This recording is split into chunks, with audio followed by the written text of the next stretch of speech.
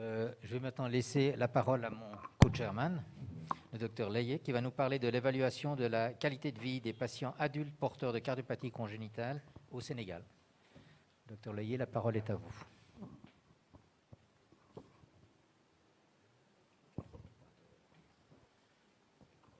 Merci, Monsieur le Président.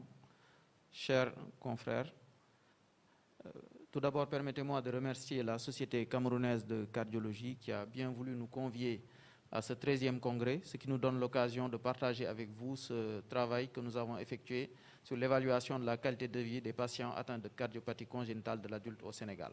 Les cardiopathies congénitales de l'adulte sont des malformations du cœur et ou des gros vaisseaux présentes dès la naissance et non réparées qui évoluent jusqu'à l'âge adulte. Ou alors, ce sont des malformations qui ont été corrigées pendant l'enfance, mais il persiste des lésions résiduelles ou des séquelles de la réparation. La qualité de vie est définie par l'Organisation mondiale de la santé comme la perception qu'a un individu de sa place dans l'existence, dans le contexte de la culture et du système des valeurs dans lequel il vit, avec ses objectifs, ses attentes, ses normes et ses inquiétudes. La survie des cardiopathies congénitales a été grandement améliorée depuis les années 80, passant de 25% de taux de survie à 85% de taux de survie.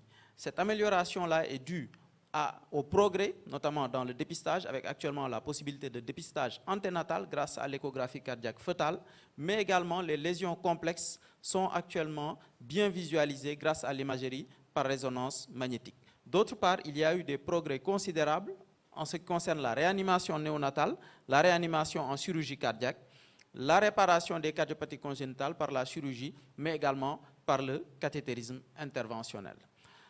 C'est pourquoi nous avons mené cette étude dont les objectifs étaient d'évaluer la qualité de vie globale des patients adultes atteints de cardiopathie congénitale, de corréler le type et la sévérité de la cardiopathie congénitale avec l'impact sur la qualité de vie et l'état de santé, mais également de déterminer l'impact de la prise en charge sur la qualité de vie des patients atteints de cardiopathie congénitale.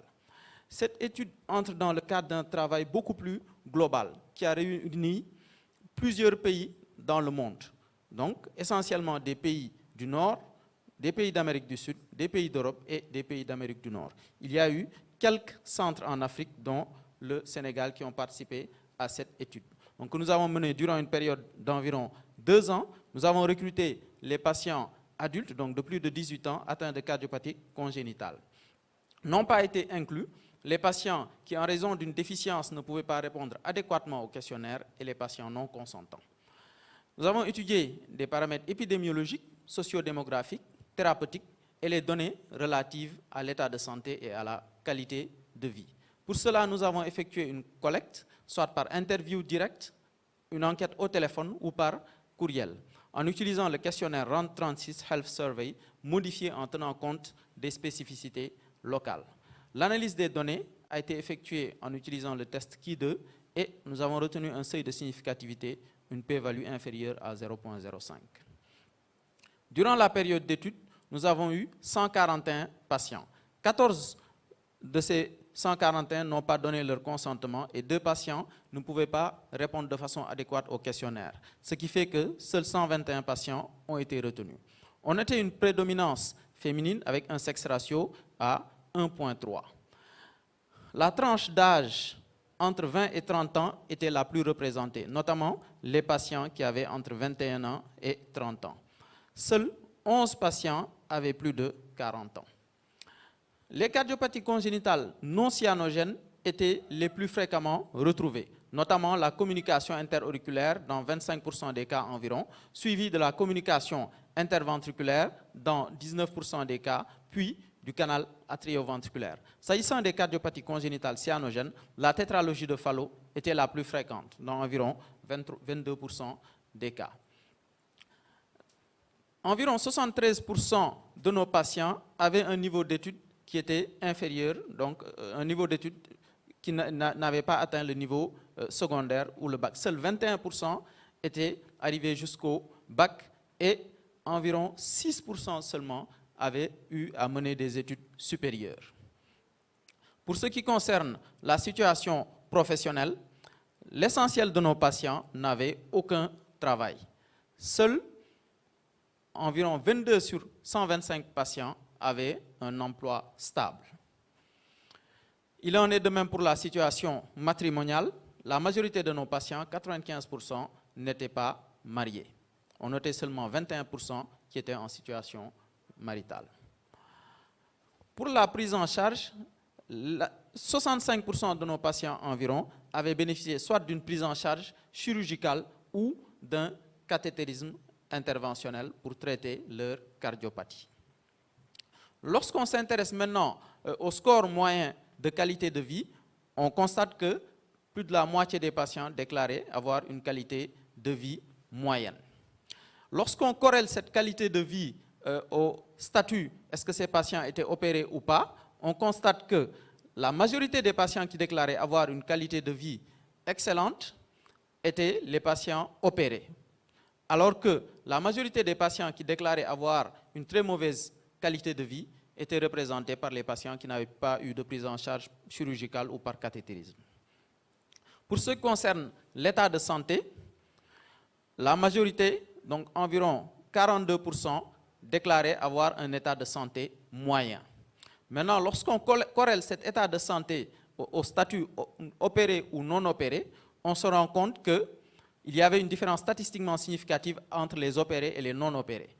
La majeure partie, donc 21 des patients qui déclaraient avoir un état de santé excellent étaient dans le groupe des patients opérés, contre 6 dans le groupe des patients non opérés.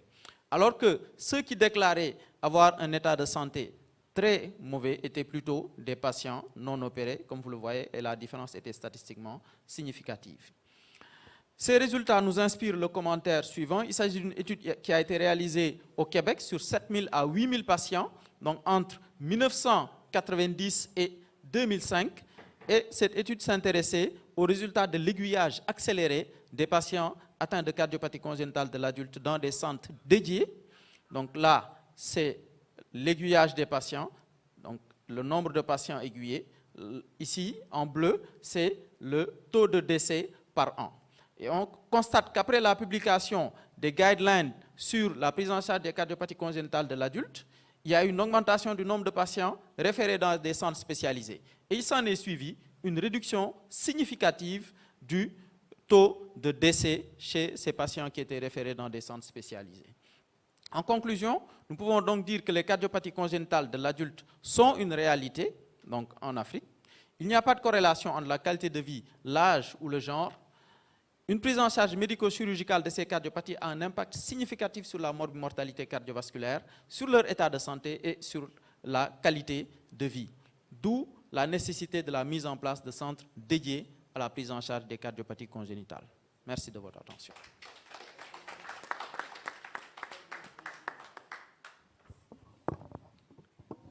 Merci beaucoup pour cette excellente présentation et une très belle casuistique, bravo. Est-ce qu'il y a des questions à ce propos dans l'Assemblée ?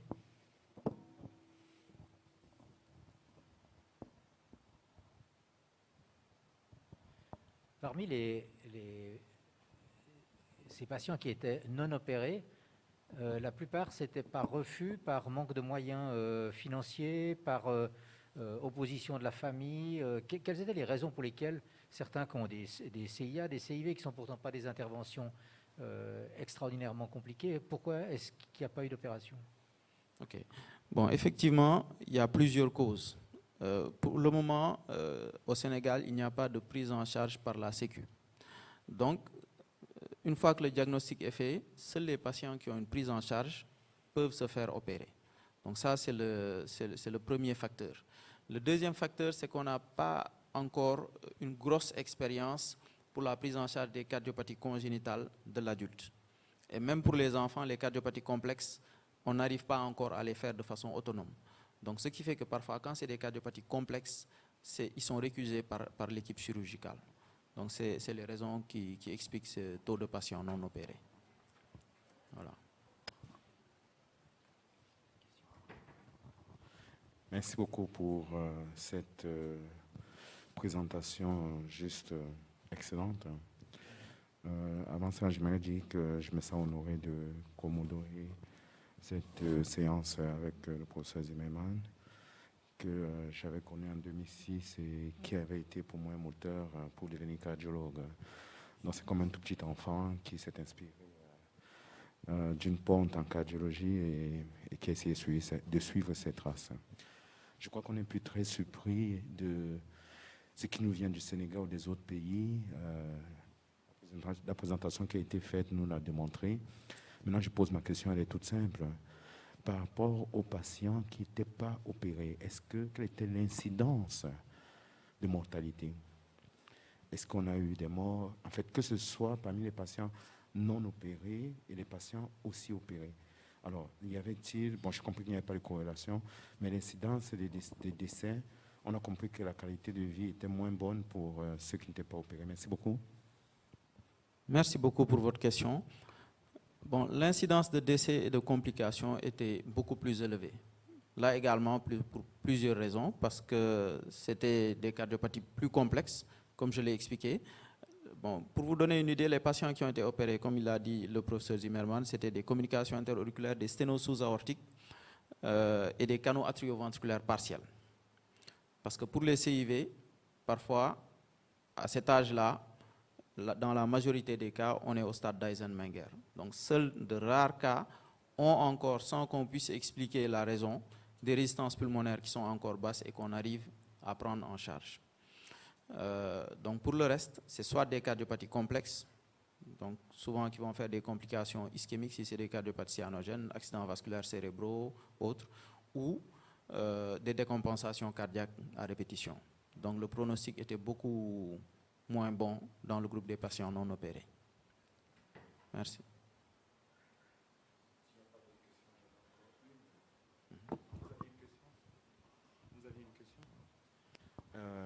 Ma question maintenant d'ordre social. Nous savons que nous venons au monde parce qu'un homme et une femme se mettent ensemble. Et je me rappelle de ce que le président Poutine avait dit. Excusez que je prenne cet exemple. Il avait dit le jour où une femme et une femme pourront donner un enfant. Alors ce jour, j'autoriserai le mariage pour tous et vice-versa. Alors, j'aimerais savoir si vous avez étudié ou évalué les raisons pour lesquelles le taux des hommes qui ne pouvaient pas se mettre, qui ne pouvaient pas se marier ou se retrouver en couple est si élevé. Je crois que j'ai suivi 95% ou 85%. C'est un peu comme, j'ai l'impression qu'ils étaient condamnés. Chaque homme ici présent, je pense que ça va être dur de se représenter de telles situations. Je ne sais pas si vous avez compris ma question. Oui, j'ai compris votre question. En fait, si vous voyez la courbe des patients qui étaient sans emploi, on avait une prédominance des patients sans emploi. Or, bon, le plus souvent, quand ils ne sont pas sans emploi, c'est difficile pour eux de penser prendre en charge une deuxième personne et prendre en charge des enfants. Pour moi, c'est la principale cause et le principal frein, c'est ça. L'autre chose, c'est que parfois, c'est des patients qui sont dans un état, qui font des décompensations cardiaques à répétition, dont l'état clinique ne leur permet pas parfois de penser, même si ça peut être quand même quelque chose de positif sur le plan social, mais ne leur permet pas de penser à fonder une famille parce qu'ils ont d'autres soucis. Pour les patients qui avaient une qualité de vie améliorée, là, bon, on n'a pas fait d'études pour voir la proportion de patients qui étaient mariés ou pas et qui avaient une qualité de vie améliorée ou pas. Mais l'un des principes, le frein principal, c'était le manque d'emploi et donc de ressources. Merci beaucoup pour ça. Je pense que, je ne sais pas s'il y a encore une question par rapport à cette brillante présentation. Sinon, on va remercier le professeur. Je vais passer le micro au professeur Zimmermann pour conclure.